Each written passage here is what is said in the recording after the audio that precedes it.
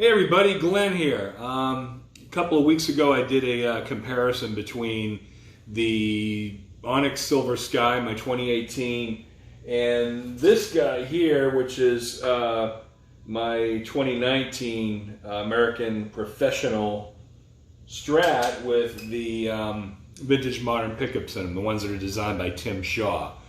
So I wanted to kind of do a more comprehensive, in-depth kind of explanation and just kind of dig into the Silver Sky and give you my thoughts. I got to play it live on one gig right before everybody had to basically go into COVID hibernation, so to speak. And I was really impressed with it. I brought that and one of my Les Paul traditionals on a trio gig that we had at a restaurant. But we actually were able to do some R&B stuff with it, so I was able to put a little bit of distortion on it, some gain and stuff.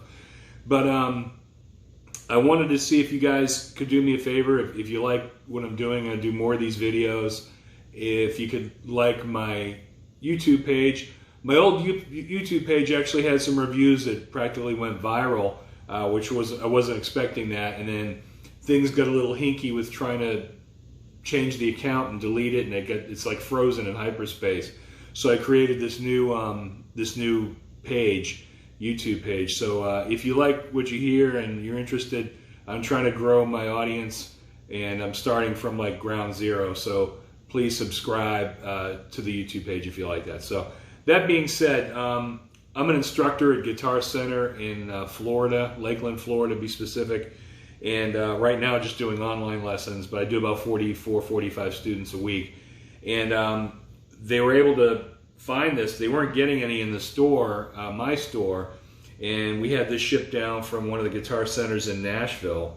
And we were actually trying to get it direct from Paul Reed Smith, but they're not doing Onyx for the rest of 2020. They're doing all the new colors that John Mayer has been working with Paul on. So I was glad to get the Onyx because I've always kind of wanted a Blackie Strat, you know. But the surprising results from the last video that I did was it seemed like a lot more people were leaning more towards the American Professional Strat than the Silver Sky. And I was actually a little surprised by that, even by the folks on the PRS page. But I have to tell you that I am totally, as the Brits say, chuffed with this guitar. I love the 63, 64 feel of the neck. I love the controls. Whammy bar, the springs are pretty high tension on this one. And I don't use whammy a lot, I don't tremolo a lot. But the controls are great because the volume is very gradual, tone is very gradual. You know, in a lot of cases you have guitars where you have the volume pot and it's like 1, 2, 3, 4, 5, 6, 7, 8, 9, 10.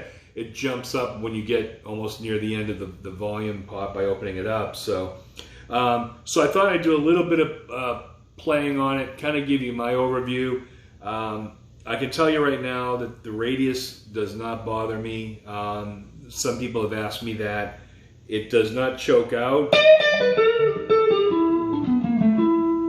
Especially up in the higher end where I've had a similar issue of choking out with the American Professional, and I had to really kind of adjust the strings to the bridge to meet the radius for that. But so really, if I start at the neck position, I can get some really cool kind of mellow sounds out of it.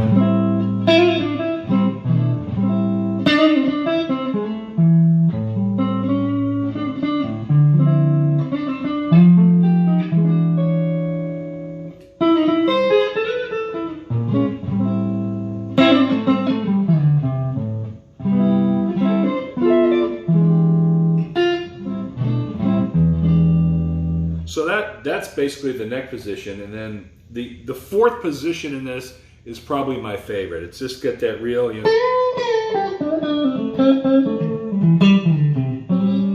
it's got that real nice,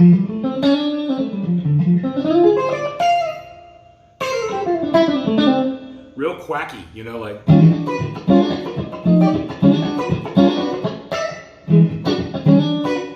And then surprisingly, you know, if you're like me, a lot of guitar players rarely use the middle position.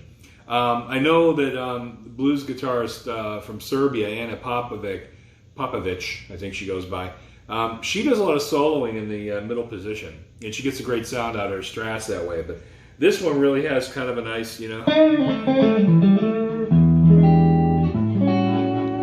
and just so you know what I'm playing through a Roland Blues Cube, which I love this amp. It's a 60 watt. I'm only running it like 15, and through a old Boss ME70. I just love this thing. It's portable. I've got racks of stuff I can bring out, but I love using this pedal because it just gives me what I want, and I set it up and I don't have to mess with it too much, especially when I go on a gig. It's just plug and play, you know, plug in, plug out to the amp, power, boom, you're done, you know. Not a lot of thinking and not a lot of failure like I have with my pedal boards. So that's the middle position. It has the kind of a,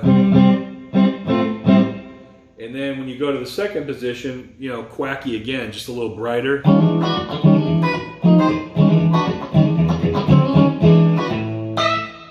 And then the bridge position, it's not bright to the point where, you know, it's glassy and breaks your ears. It is bright, but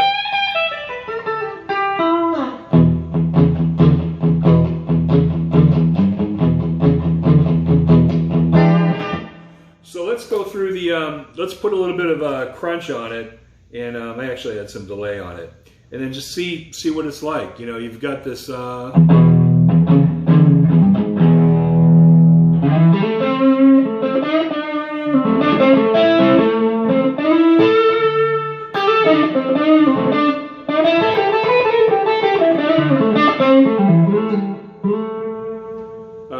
fourth position.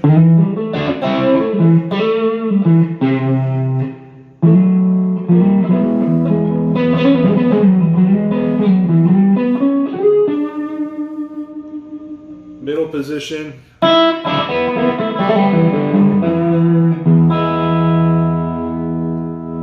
Then the second position.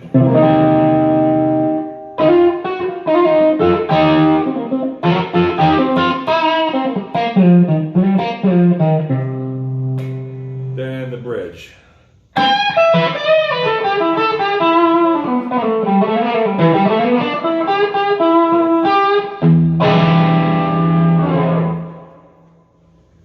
So one of the things I like about the pickups in these, try to remember the 635 JMs, for some reason escaped me.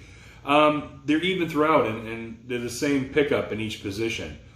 On the American professional Strat, those are the vintage moderns, and they kind of mix Alnicos and you know, ceramics, and it's kind of interesting. Somebody's going to probably correct me on that, but I have to dial those back a little bit. They're a little shrill for me, but if I dial them back, they're a little mellow, the tone pots, and they fit real nicely. As far as neck comparisons, you know, this neck is really nice, and the finish isn't such that I get all hung up. You know, I don't tend to like a lot of lacquer on necks, so I don't get really hung up on it. The frets are fine, and similar to most Paul Reed Smith guitars, the thing stays in tune like a mofo. It really does. The locking tuners, the tuning pegs, like the heads on them are a little big. They're kind of funny looking. Some people have made comments about them. They kind of look like Mitch Albom's ears or something like that. I don't know. They're kind of funky looking. They're kind of Dumbo-ish, but they're okay. And then, you know, the pickguard, obviously. Now the thing that's kind of interesting is on the back. Mayer didn't have a cover. It's the originally, which you really don't need, and it's routed out nice and smooth. Fender did it originally as kind of a dust thing, and it really didn't keep dust out, so why put a cover on it, was the theory. The only thing I can think of, though, is it could be, if you hit it the wrong way, is the ground wire is soldered in. So I'm thinking that, you know, you could possibly, in some weird instance, you could probably knock the ground wire off. But for the most part, overall, it's a great guitar. Stays in tune crazy. And I've covered every gamut with it. I've even done some jazzier stuff.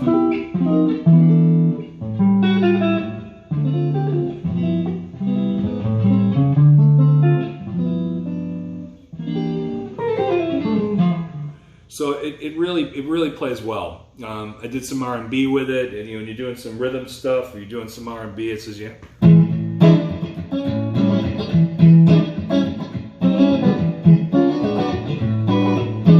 So it really is a great guitar overall. If you really want something that's the only complaint I have, the only complaint, when I got the American Professional Strat was like $1,700, came with this TSA approved hard shell case, one of the ones you can throw off a roof. This came with the really, I think that the gig bag it comes with is really cheesy.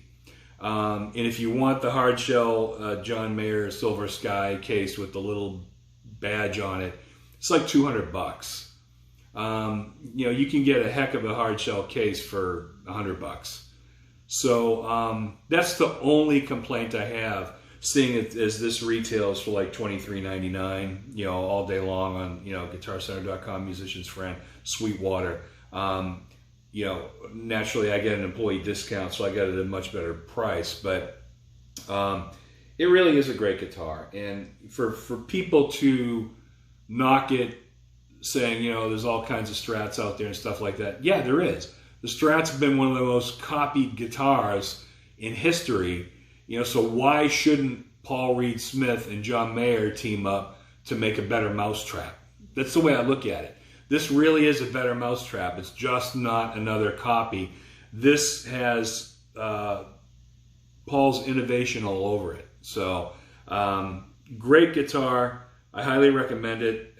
It's got the big strap buttons too, which is one thing to think about too, is you got to have a strap that'll fit over these buttons. They're actually they were like string guides for a bass, which is where they came up with the idea for those. So, but really wonderful instrument. I give it 2 thumbs up. Highly recommend it.